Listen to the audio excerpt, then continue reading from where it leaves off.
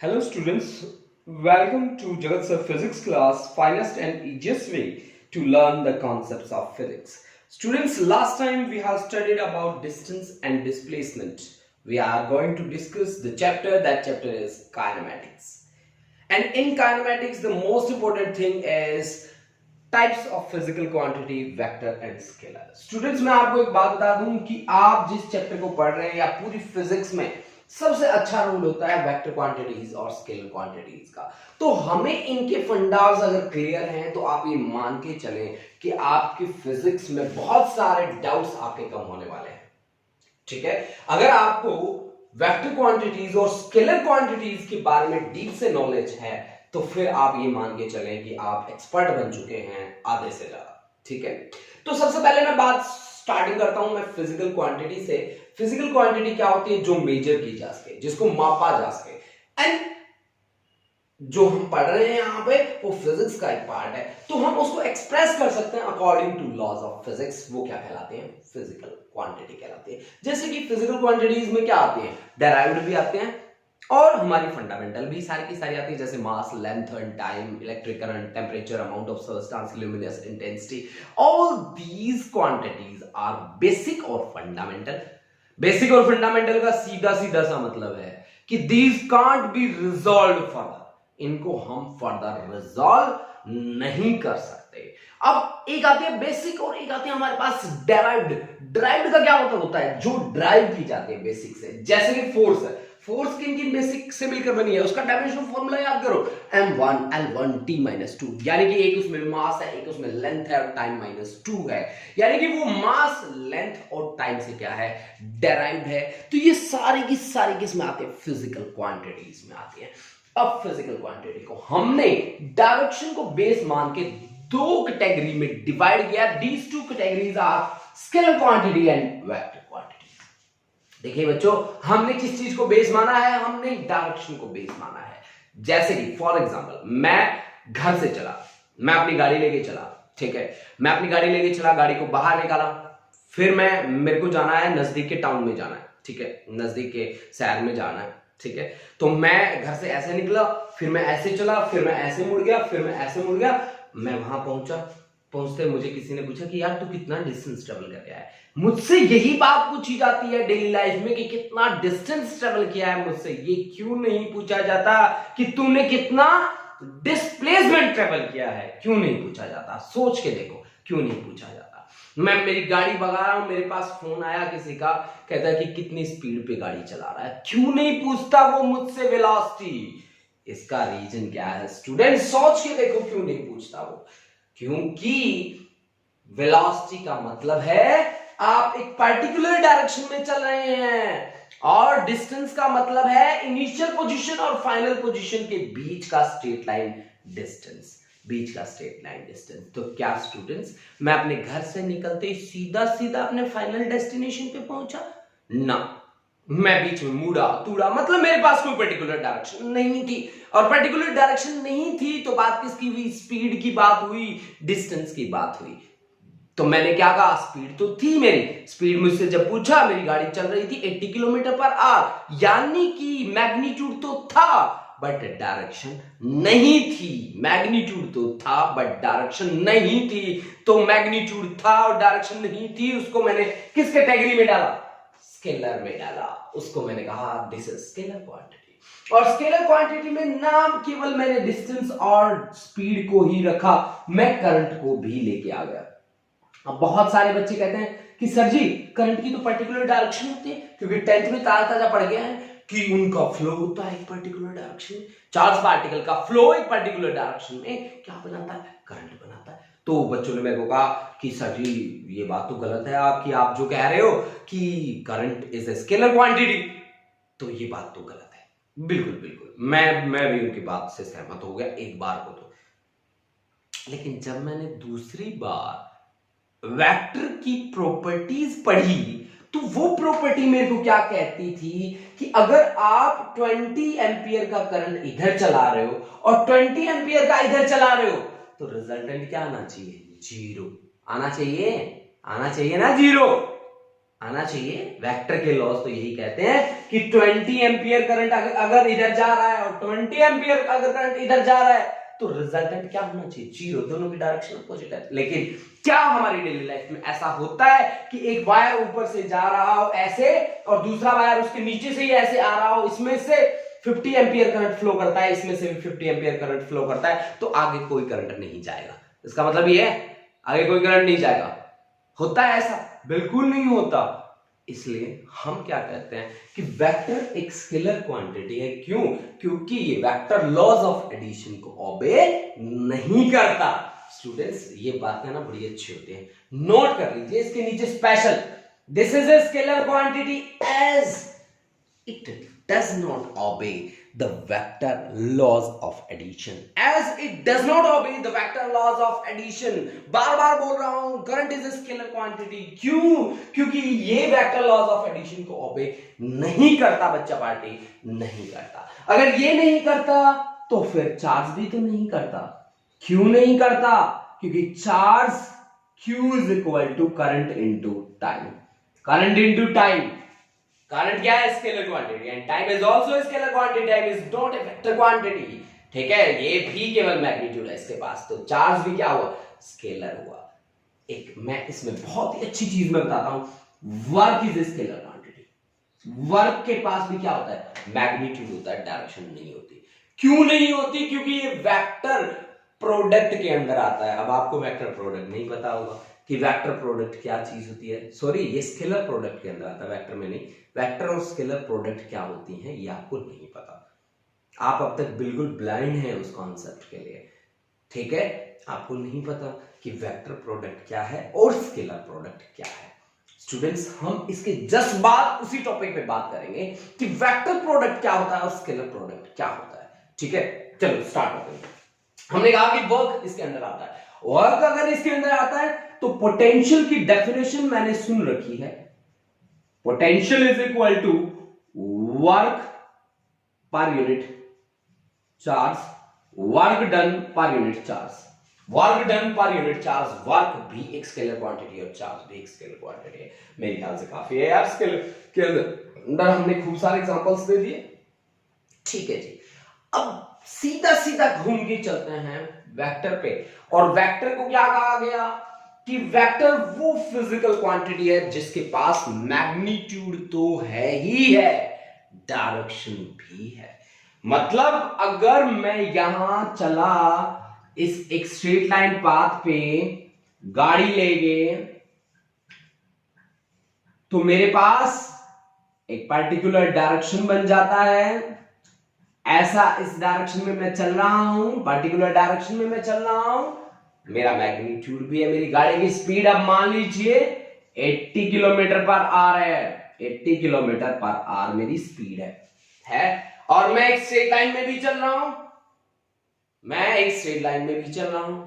ठीक है, यानी मेरे पास एक डायरेक्शन भी स्पेसिफाइड है, स्ट्रेट लाइन, और मेरे पास मैग्नीट्यूड भी है, मतलब मेरे पास स्पीड भी है। स्पीड में मैग्नीट्यूड ही आता है केवल, यानी कि मैग्नीट्यूड और डायरेक्शन दोनों चीजें बन गई, तो फिर क्या बन गई? ये वेक्टर क्वांटिटी। स्टूडेंट्स मैं आपको एक बहुत ही तकड़ी बात बताने वाला हूं कि इसमें रोटेशन वाले जितने भी कॉन्सेप्ट हैं ऑलमोस्ट सारे के सारे वेक्टर में आता है। घूमने वाले जहां एंगुलर की बात होगी, जैसे एंगुलर आपके पास momentum, angular velocity, angular forces जिनको बोलते हैं टॉर्क, मोमेंट ऑफ फोर्स।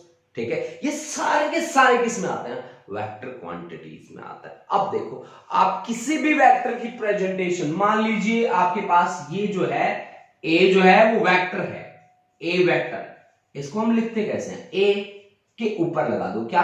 एक एरो। ठीक है, आप एरो लगा देंगे ए के ऊपर, तो ये कैसे रीड होगा? ए वेक्टर। अब अगर मैं इस एरो को रिजॉल्व करूं, मेरे पास है ये arrow,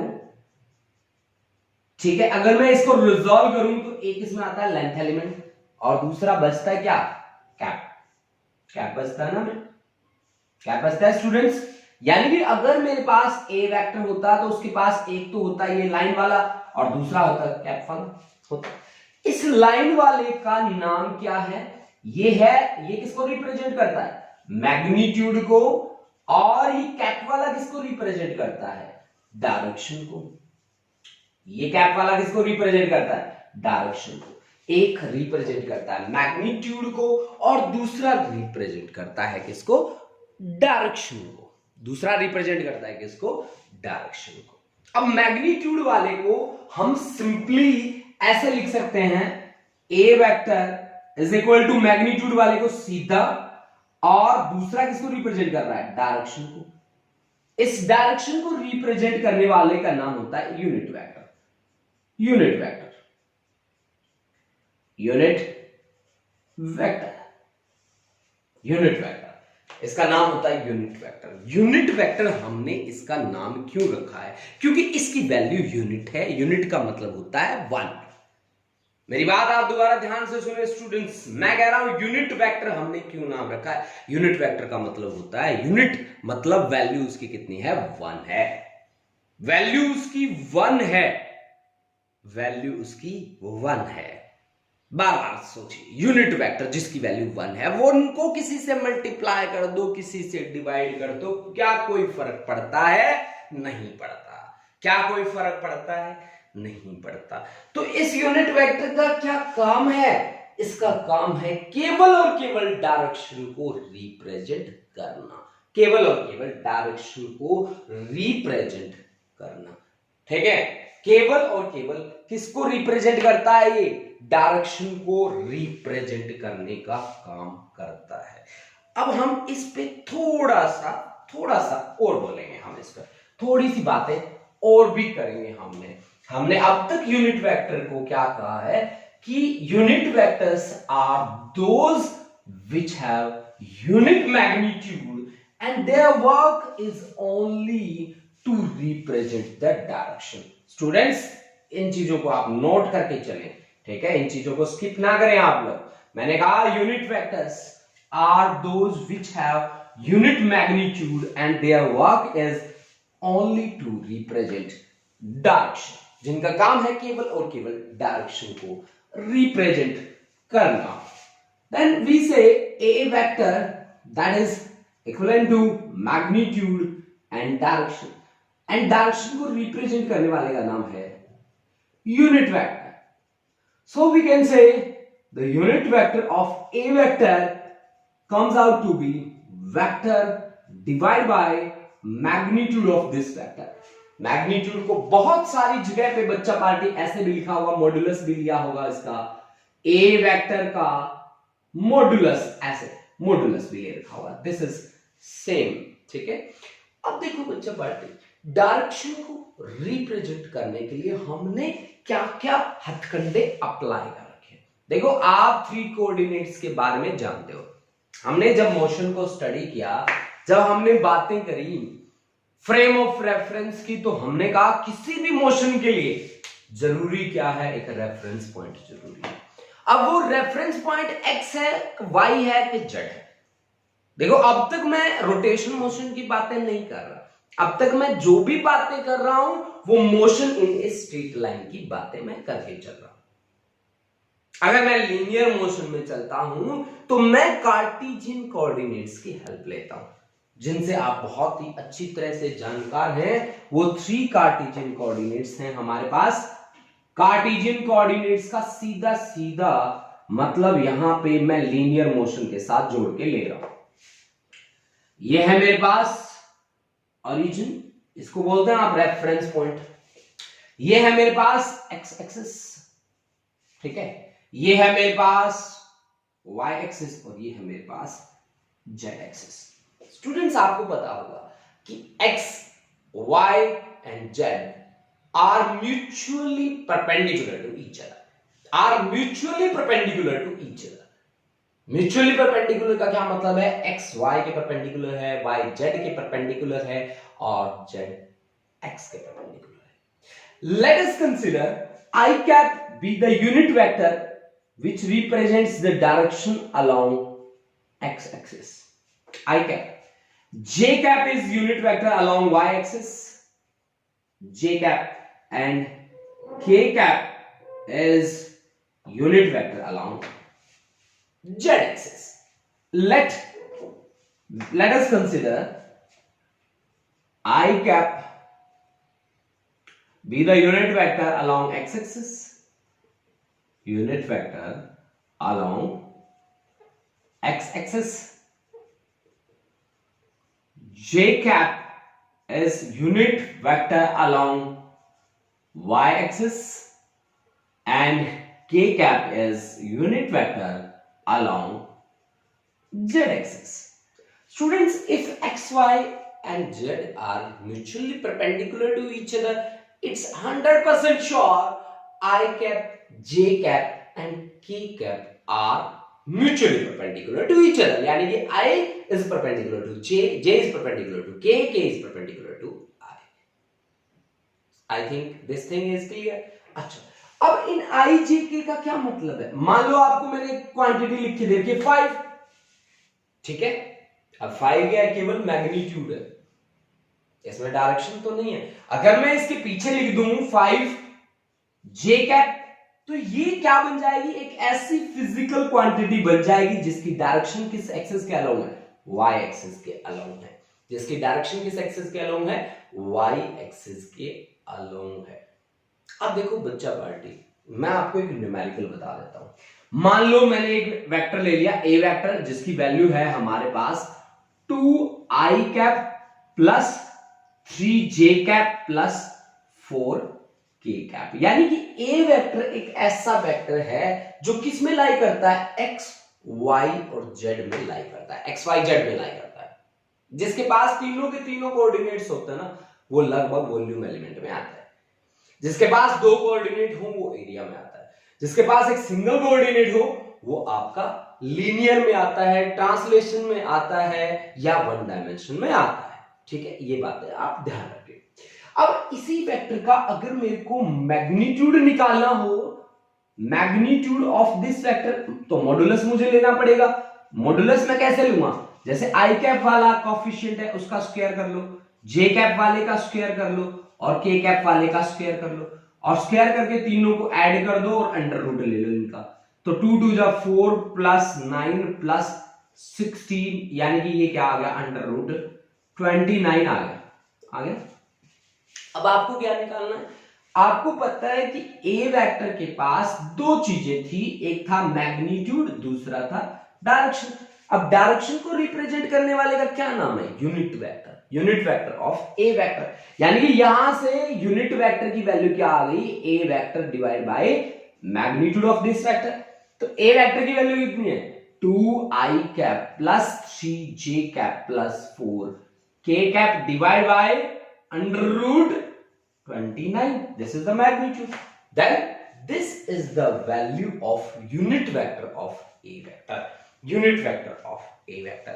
Students, I cap, j cap and k cap are unit vectors along x-axis, y-axis and z-axis. And one thing you have to keep in mind, these have the value, that value is 1. इनकी value 1 है। इनका काम है केवल और केवल direction को represent करके चलना, डायरेक्शन को रिप्रेजेंट करके चलना। Now let us consider we have two vectors. One vector is A vector, another vector is B vector, and both have the angle between them, that angle is theta. This expression I am going to derive that the most important relation of this chapter, students. ये relation आप बड़ा ही ध्यान से करो। सबसे पहले मैं आपसे पूछना चाहता हूं कि 5 into 4, 5.4 और 5 क्रॉस 4 की क्या वैल्यू आएगी? 5.4 बताओ मुझे क्या आएगी इसकी वैल्यू? 5 into 4 that is 5 4 जा 20 और 5 क्रॉस 4 5 4 जा 20। यानी कि चाहे आप डॉट लगा के काम कर लो, चाहे आप क्रॉस लगा के काम कर लो, रिजल्ट आपके पास क्या आएगा? सेम आएगा। लेकिन ऐसा वेक्टर में पॉसिबल नहीं होता, ऐसा वेक्टर्स में पॉसिबल नहीं होता। अगर मैं आपको कह दूं कि ए वेक्टर का डॉट प्रोडक्ट बी के साथ क्या इक्वल है ए वेक्टर का क्रॉस प्रोडक्ट बी के साथ, तो स्टूडेंट्स बिल्कुल भी नहीं है। डॉट ज्यादातर लीनियर मोशन से जुड़ा होता है, डॉट लीनियर मोशन से जुड़ा होता है और क्रॉस रोटेशन से जुड़ा हुआ था। ठीक है, जहां पे भी डॉट आ जाए आप सीधा सीधा समझ जाए कि ये लीनियर मोशन से जुड़ा होगा, और जहां पे क्रॉस आ जाए सीधा सीधा समझ जाए कि cross C for curl, curl means rotation, ये रोटेशन से जुड़ा हुआ मिलेगा। अब स्टूडेंट्स हम एक ब्रीफ स्टडी करते हैं on the concept of vector product and scalar product, on the concept of vector product and scalar product. Now students, I am going to start the dot product of two vectors. We have two vectors, one vector is A vector, another is B vector. Then dot product is equivalent to, मैंने ऐसे लिखा है A vector का dot B के साथ, that is A B cos theta. देखो students, जब आपके पास एक वेक्टर है ऐसा A वेक्टर और दूसरा आपने लिखा है बिना कोई सिंबल के, इसका मीनिंग क्या है? This is the magnitude of A vector. What does it mean? कि मैग्नीट्यूड है ये, अगर इस पे कोई सिंबल नहीं है तो मैग्नीट्यूड ऑफ ए वेक्टर, ये ए वेक्टर का क्या है? मैग्नीट्यूड है। इस बात को आप ध्यान रख ले। तो मुझे क्या दिख रहा है ऊपर? मुझे ए वेक्टर का मैग्नीट्यूड दिख रहा है, बी का मैग्नीट्यूड दिख रहा है, और cos of angle between A and B, that angle is theta. यानी कि dot product is defined as, dot product of two vectors is defined as product of their magnitude with cos of angle between them, with cos of angle between them. Students, ये relation इतना important relation है कि आपकी पूरी physics में आप कहीं पे भी चले जाओगे आपके सामने ये रिलेशन आएगा ही आएगा। तो आप इस बात को बिल्कुल गांठ बांध लें कि dot product is product of their magnitude with cos of angle between them, with cos of angle between them, with cos of angle between them. इसको रट्टा मार लें आप कि dot product of two vectors is defined as the product of their magnitude with cos of angle between them. ठीक है? If I take the unit vectors as like I cap dot I cap, what should be the value? Unit vector, इसकी value कितनी है? क्योंकि मेरे co dot product ने क्या सिखाया है? इसने मुझे ये बताया है कि ए वेक्टर का डॉट बी के साथ आ जाए तो वो होगा ए बी कॉस थीटा। यानी ए वेक्टर की जगह पे आप कौन है? आई कैप वेक्टर ही है, डायरेक्शन है ये, ठीक है, मैग्नीट्यूड इसका 1 है तो वेक्टर हुआ। अच्छा, आई कैप ये आपका बी वेक्टर की जगह पे काम करता है। तो मुझे क्या कहा गया? प्रोडक्ट ऑफ देयर मैग्नीट्यूड, इसका मैग्नीट्यूड क्या होगा? आई कैप का मैग्नीट्यूड तो 1 है, बी की जगह कौन है? आई कैप, तो बी का मैग्नीट्यूड कितना है? 1, और cos of angle between them, यानी कि ये भी आई कैप भी एक्स एक्सिस के अलोंग है और दूसरा आई कैप ये भी एक्स एक्सिस के अलोंग है, दोनों के दोनों सेम एक्सिस पे हैं, तो एंगल कितना होगा? 0, और कॉस 0 की वैल्यू कितनी होती है? 1 होती है ना, तो 1 into 1 into 1 1, तो यानी आई डॉट आई आपका क्या आया? 1। सिमिलरली जे कैप डॉट जे कैप क्या आएगा? दो वेक्टर का डॉट प्रोडक्ट क्या होता है? Product of their magnitude with cos of angle between them, that value is also 1। In similar way K dot K is also equivalent to 1, is also equivalent to 1। यानी कि अगर dot product में मैं similar vectors ले रहा हूं तो मेरी वैल्यू हमेशा कितनी आएगी? 1 आएगी। अगर इसी की जगह मैं डिसिमिलर ले लूं, जैसे मैंने I cap dot J cap ले लिया, तो this is along X axis, J cap is along Y axis, X और वाई में एंगल कितना होता है? 90। इनका मैग्नीट्यूड कितना है? 1, इसका मैग्नीट्यूड कितना है? 1 into cos of angle between them, angle is 90, cos 90 की वैल्यू कितनी होती है? 0। In similar way if I take j cap dot k cap, that is 1 into 1 into cos 90 degree, cos 90 degree is again 0. In similar way k cap dot I cap, this is also 1 into 1 into cos 90 degree, cos 90 degree is again 0. यानी कि अगर मैं similar vectors लेता हूं तो मेरी value क्या आती है? 1 आती है। अगर मैं डिसिमिलर लेता हूं तो मेरी वैल्यू क्या आती है? जीरो आती है। स्टूडेंट्स मैं इसको रब करने वाला हूं और सभी को इकट्ठा लिखने वाला हूं कि मेरा रिजल्ट क्या आया है यूनिट वेक्टर्स के लिए। देखिए मैंने क्या किया कि मैंने फर्स्ट सिचुएशन में सिमिलर वेक्टर्स लिए।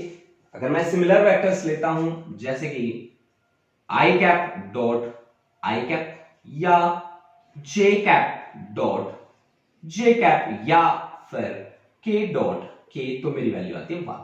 अगर मैं डिसिमिलर लेता हूं i cap dot J cap dot k cap और k cap dot I cap, तो उसकी वैल्यू कितनी आती है?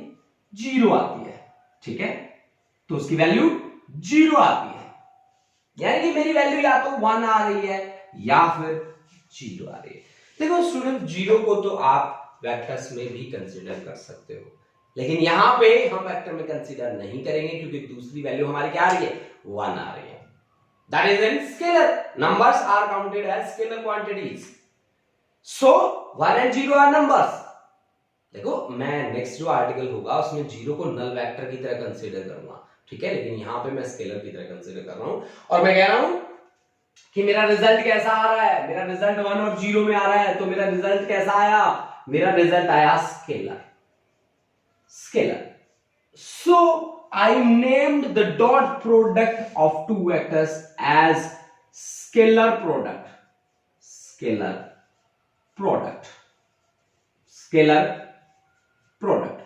अब इसका कोई एग्जांपल है कि आप स्केलर ही रिजल्ट लेके आओगे? मेरे पास बहुत ही बढ़िया सा एग्जांपल है। दैट बढ़िया सा एग्जांपल इज फॉर वर्क। ये आप मान के चलिए कि मैं यहां पे जा रहा हूं, मेरे पास ये एक ऑब्जेक्ट है, इस ऑब्जेक्ट पे मैं फोर्स लगा रहा हूं F, that makes an angle theta with the displacement S displacement, and force का वैल्यू आपको दे रखा है। Basically the work done is dot product of force and displacement. That's why work is a scalar quantity. As work is dot product of force and displacement, that's why this is the reason कि work done is taken to be a scalar quantity. This is the reason student कि work is a scalar quantity. Work एक scalar quantity है। क्यों? क्योंकि ये force और displacement का क्या है? Dot product है। ये force और displacement का क्या है? डॉट प्रोडक्ट है। That's why this is counted as a scalar quantity. Result देखते हैं हम और फिर पता करते हैं कि क्या ये सच में यही बात है। F आपको दे रखा है आई कैप माइनस जे कैप प्लस के कैप। डिस्प्लेसमेंट आपको दे रखा है 2 आई कैप माइनस 2 जे कैप माइनस 2 के कैप, ये आपको दे रखा है। और आपको निकालना है क्या? आपको निकालना है फोर्स और डिस्प्लेसमेंट का dot product. What it mean कि आई कैप माइनस जे कैप प्लस के कैप और डॉट प्रोडक्ट किसके साथ आपको निकालना है? 2 आई कैप माइनस 2 जे कैप माइनस 2 के कैप के साथ। देखो स्टूडेंट, इसमें डिसिमिलर वेक्टर जहां पे भी आ जाते हैं वहां रिजल्ट हमेशा क्या हो जाता है? 0 हो जाता है। तो आप आई कैप को आई कैप के साथ, जे कैप को जे कैप के साथ, के कैप को के कैप के साथ डायरेक्ट मल्टीप्लाई कर दीजिए, आपका आंसर सही होगा। यानी कि मैं क्या कहना चाहता हूं कि आई कैप वाले कोएफिशिएंट को आई कैप के साथ, जे कैप वाले कोएफिशिएंट को जे कैप के साथ और के कैप वाले कोएफिशिएंट को के कैप वाले कोएफिशिएंट के साथ डायरेक्ट मल्टीप्लाई कीजिए, आंसर आएगा आपके पास। आई कैप यहां पे है 1, यहां पे है 2, 2 into 1 दिस इज 2, ये -1 -2 माइनस माइनस प्लस 2, ये प्लस और ये माइनस, देन दिस इज -2, इसका कोएफिशिएंट है 1, इसका -2, 1 into -2 तो +2 दिस इज 2। ठीक है, वर्क डन क्या होता है? Joule, 2 joule. क्या इसमें कोई डायरेक्शन आ रही है? क्या इसमें कोई डायरेक्शन है? आई कैप जे कैप के कैप है? नहीं है, नहीं है, तो ये कैसा है? स्केलर है। इसमें डायरेक्शन नहीं है स्टूडेंट्स, इसमें डायरेक्शन नहीं है, डायरेक्शन नहीं है, तो ये क्या है? स्केलर क्वांटिटी है। That's why work done is counted as the scalar quantity. Work done is counted as scalar quantity. Reason क्या है उसका? कि वर्क डन डॉट प्रोडक्ट है दो वेक्टर्स की, वो दोनों के दोनों वेक्टर हैं, एक है फोर्स वेक्टर और दूसरा है स्टूडेंट्स डिस्प्लेसमेंट वेक्टर, दूसरा है डिस्प्लेसमेंट वेक्टर। ओके, अब अगर आपको कोई कह दे कि दो वेक्टर हैं आपके पास और दोनों के दोनों वेक्टर्स के बीच एंगल 90 डिग्री है, अब आपको कहा जाए, एक एग्जांपल बनाते हैं हम लोग। कुली तो देखे होंगे आपने रेलवे ट्रैक्स पे, देखे हैं, बिल्कुल देखे होंगे। ठीक है, कुली आपने देखा है, देखा है।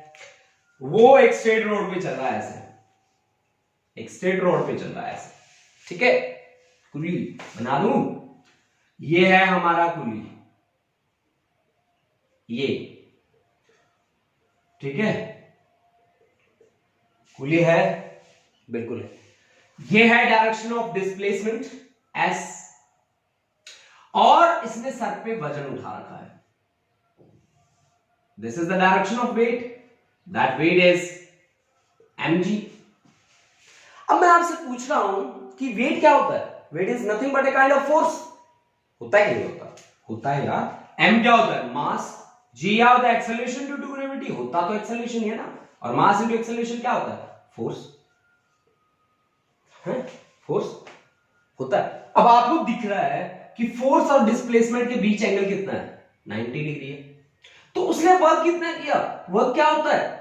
Dot product of force and displacement. Dot product is defined as product of their magnitude, magnitude का product with cos of angle between them. Cos angle कितना है? 90 डिग्री। cos 90 की वैल्यू कितनी होती है? 0, 0 को मल्टीप्लाई कर दो इन दोनों से, रिजल्ट क्या आएगा? 0। यानी कि कुली जो रेलवे स्टेशन पे दिन रात बोझ ढोता फिरता है बेचारा, ठीक है, अगर फिजिक्स से पूछा जाए कि कितना वर्क करता है वो, फिजिक्स कहती है 0। अगर आप एक अच्छे फिजिक्स हैं, उसके पास जाते हैं, उससे पूछते हैं कि आप कितना काम करते हो, आपको पता है फिजिक्स क्या कहती है? तो वो पूछता है क्या कहती है? कहती है तू कोई काम नहीं करता। कह मत देना ऐसे ना, फिर पूरे दिन में कोई ना कोई परेशान हुआ होगा और फिर आगे रेपरकशंस आपको झेलने पड़ सकते हैं कि आप कहोगे कि मैं तो बहुत अच्छा फिजिक्स वाला हूं और फिजिक्स कहती है कि तू तो कोई काम ही नहीं करता, है ना। मत कहना बच्चा पार्टी ऐसे, बिल्कुल मत कहना। This is example through which we want to represent the idea of dot product of two vectors. That was about the basic of dot product of two vectors. In brief, we will study in the next to next part. Okay, students, यहाँ पे हमारा purpose है केवल उन बातों को सीखना जिन बातों की हेल्प से हम आगे इस कॉन्सेप्ट को लेके चल सकें, इस पे न्यूमेरिकल्स परफॉर्म कर सकें। Okay, students. Now let's start. That was the scalar product. Now start the vector product. Let us start the vector product.